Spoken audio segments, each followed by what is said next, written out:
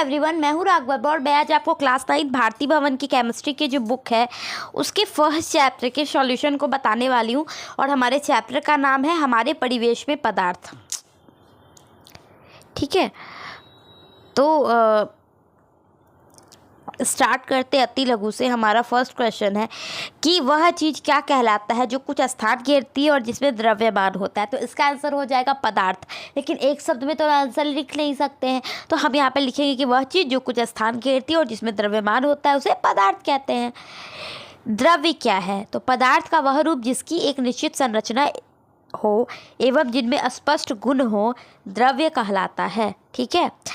Third है कि क्या चीज़ एक द्रव्य है। तो हाँ, एक मिनट, क्वेश्चन आंसर तो सही है इसका, बट यहाँ पे ये गलत है, यहाँ पे चीनी ही होगा। ओके, बट आंसर तो सही है हमारे के यहाँ, चीनी एक द्रव्य है। फोर्थ क्वेश्चन है कि पदार्थ की विभिन्न अवस्थाओं के नाम लिखे। तो इसका आंसर हो जाएगा पदार्थ की 3 अवस्था है, ठोस, द्रव्य और गैस। उसके बाद फिफ्थ क्वेश्चन है कि पदार्थ द्वारा अधिकृत स्थान क्या कहलाता है। तो पदार्थ द्वारा अधिकृत स्थान आयतन कहलाता है।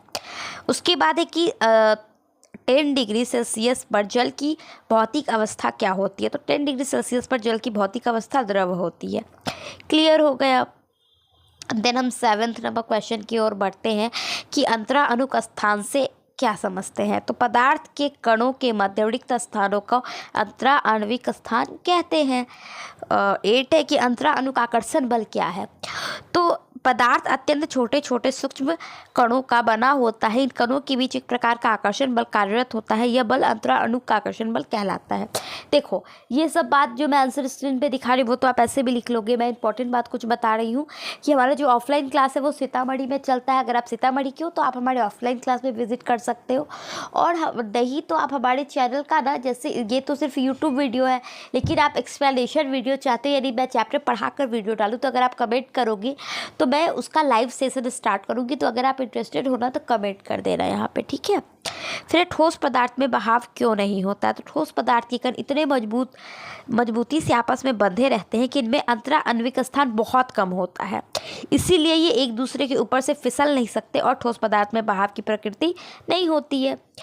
3 नंबर क्वेश्चन है कि किस पदार्थ पर ऊष्मा का प्रभाव पड़ता है। तो किसी ठोस पदार्थ को गर्म करने पर उनके कणों में गतिज ऊर्जा बढ़ जाती है, जिस कारण से अधिक तेजी से घूमने लगते हैं और अधिक स्थान तक और स्थान पर पिघलते हैं। जैसे इसका एग्जांपल देख लो, जैसे मैगी हो गया या कोई भी चीज़ आप पॉपकॉर्न ही खरीद कर लाते हो तो वो पैकेट में रहता है तो उसमें बिल्कुल स्मेल नहीं रहता जब वो कच्चा रहता है। बट जैसे ही उसको हम लोग गर्म करते हैं, जब उसको बनाते हैं, तो क्या होता है, मम्मी किचन में बनाती है मैगी और हमको रूम तक स्मेल आता है कि हाँ भाई मैगी बन रहा है। तो ये क्योंकि ठोस पदार्थ है वो, और जैसे ही गर्म होता है तो उसका स्मेल है ट्रैवल करने लगता है। ठीक है। 11 नंबर क्वेश्चन है कि उस प्रक्रिया का नाम बताया जिसमें किसी दूषित वस्तु का दुर्गंध उसके चारों ओर वायु में फैल जाती है। तो ऊर्ध्वापातन से किसी दूषित वस्तु की दुर्गंध उसके चारों ओर फैल जाती है। और यहाँ पे दूषित ही नहीं, अगर कुछ अच्छी भी वस्तु है, जैसे हमने लगाया, मान लो क्या कहोगे, अगर मैंने परफ्यूम ही लगाया, ठीक है, या फिर साबुन ही लगाया, तो कोई भी चीज़ एक जगह से दूसरी जगह पहुँचती है तो वही होगा।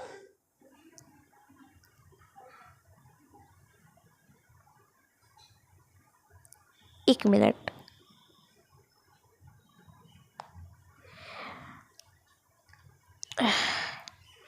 12 नंबर की ओर बढ़ते हैं। जल में थोड़ी मात्रा में कपड़े को फर्श पर गिरा देने पर क्या फैल जाता है। मुझे लगता है 11 नंबर क्वेश्चन में मुझे थोड़ा सा डाउट है, आप चेक कर लेना, क्योंकि ऊर्ध्वापातन नहीं होगा। ऊर्ध्वापातन तो उसको कहते हैं जब कोई ठोस को जलाने पर वो बिना द्रव्य में बदले गैस में परिवर्तन हो जाता है। वहाँ पर हमें लगता है कि वहाँ पर होना चाहिए क्या, तो वहाँ पर विसरण होना चाहिए। ठीक है। तो यहाँ पे देख लो, क्योंकि जल एक द्रव्य है जिसमें बहने की प्रवृत्ति पाई जाती है, इसी कारण जल में थोड़ी मात्रा को कमरे के फर्श पर गिरा देने पर वह फैल जाती है। फिर 10 डिग्री सेल्सियस और 25 डिग्री सेल्सियस में किस ताप पर जल का वाष्पन अधिक होगा। तो जितना ज़्यादा गर्म रहेगा ना वाष्पन, यानी ऊपर जो गैस से ही निकलता है जो ऊपर जाकर बादल बन जाता है, वो अधिक होगा। तो जितना ज़्यादा टेम्परेचर रहेगा उतना ज़्यादा वाष्पन अधिक होगा। फिर किसी द्रव्य में क्वथनांक पर वायु के दाब का प्रभाव पड़ता है। तो द्रव्य का क्वथनांक वायुमंडल के दाब पर निर्भर करता है। वायुमंडल का दाब अधिक रहने पर द्रव का क्वथनांक भी बढ़ जाता है। इसके विपरीत वायुमंडल का दाब कम रहने पर द्रव का क्वथनांक भी कम हो जाता है।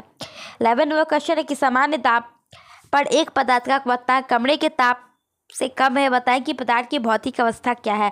तो पदार्थ की भौतिक अवस्था क्या हो जाएगी, द्रव हो जाएगी। किसी ठोस के द्रव्यनांक की परिभाषा लिखे। तो ठोस पदार्थ के द्रव्यनांक प्रायः उच्च होता है। फिर एक क्या होता है, जब जल को 0 डिग्री सेल्सियस पर ठंडा किया जाता है तो जैसे ही उसको 0 डिग्री सेल्सियस पर रखते हैं तो वो बर्फ़ बन जाता है। हमारे फ्रिज में वही रहता है। जब हमारा जो उसको आइस बॉक्स कहते हैं, मुझे पता नहीं उसको क्या कहते हैं, ठीक है।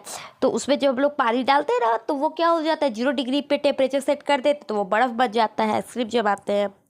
फिर गैस को ठंडा करने पर क्या होता है, तो गैस को ठंडा करने पर उसमें कणों की ऊर्जा कम हो जाती है, जिसके कणों का गमन धीरे हो जाता है और वे एक दूसरे से अधिक निकट आ जाते हैं। फिर अमोनियम क्लोराइड को गर्म करने पर क्या होता है, तो अमोनियम क्लोराइड को गर्म करने पर वह सीधे वाष्प में बदलता है। फिर है कि पदार्थ की चतुर्थ अवस्था को क्या कहते हैं, तो पदार्थ की चतुर्थ अवस्था को प्लाज्मा कहते हैं। ये जेली की तरह होती है, जैसे जेली बेली या फिर जस्ट जेली ये सब आता है ना, या फिर जेल वगैरह जो होता है, मतलब वो थोड़ा सा क्रीमी यानी द्रव भी है लेकिन वो बह भी नहीं रहा है, उस फॉर्म में रहता है। फिर एक क्या कारण है कि गैसों को संपीड़ित किया जा सकता है किंतु द्रव को नहीं, तो गैसों की अपेक्षा द्रव का अंतरा आणविक स्थान बहुत कम होता है, जिस कारण उसको हम लोग क्या करते हैं, संपीड़ित कर सकते हैं, लेकिन द्रव को नहीं कर सकते हैं। फिर उस गैस का नाम बताएं जिसकी आपूर्ति अस्पतालों में द्रव के रूप में होती है, तो अस्पतालों में द्रव के रूप में ऑक्सीजन की आपूर्ति होती है।